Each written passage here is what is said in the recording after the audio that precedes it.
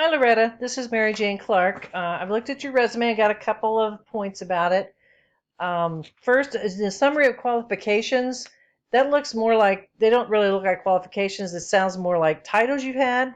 What I would do is I would make it a summary of your strengths, include the strength part, but take the four basically titles out of there because you have those down in your work in your professional experience.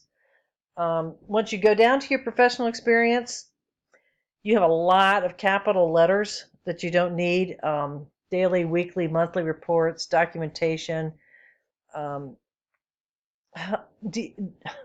management, call scoring. What I would do is you need to capitalize the first letter of the sentence. Treat it just like a sentence. You need to capitalize the first letter, capitalize any abbreviations like CSR or DMs, but everything else you don't need capitalization for. Also, customer service supervisor, interim 2011 to 2012, you've got a space between that and the next bullet point where you don't have spaces above and below in the other areas of that experience. So take that space out and it'll match everything else on that page.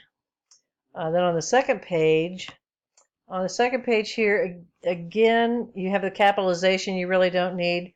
One thing I noticed is that on the first page, your the years you worked somewhere are all on the right-hand margin, but here the one for Home Depot is closer in, so that needs to go out farther.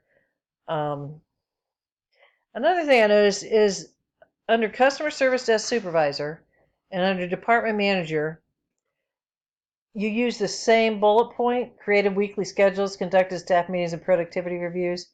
Even if you did do that both places, I would word it differently so it sounds like it's a different task. And also your education is on the second page. Education should be the first thing listed before your profession. After you have a summary, then should be education, then professional experience. So I would move that to the first page. You also should put your anticipated graduation date instead of in progress, and the name of your degree that you're going to get at OU. And computer skills, I might put that up on the first page in your strengths. I might say proficient on Microsoft, SAT, and all of that computer software, so you can get rid of that computer skills section altogether. And I would just add it to my strengths on the first page. Other than that, you had everything. You had your contact information on the first page. And it looks good once the formatting looks good. You just need to change the capitalization and stuff. The rubric, I gave you a 9. I took off on presentation and format because of all that capitalization.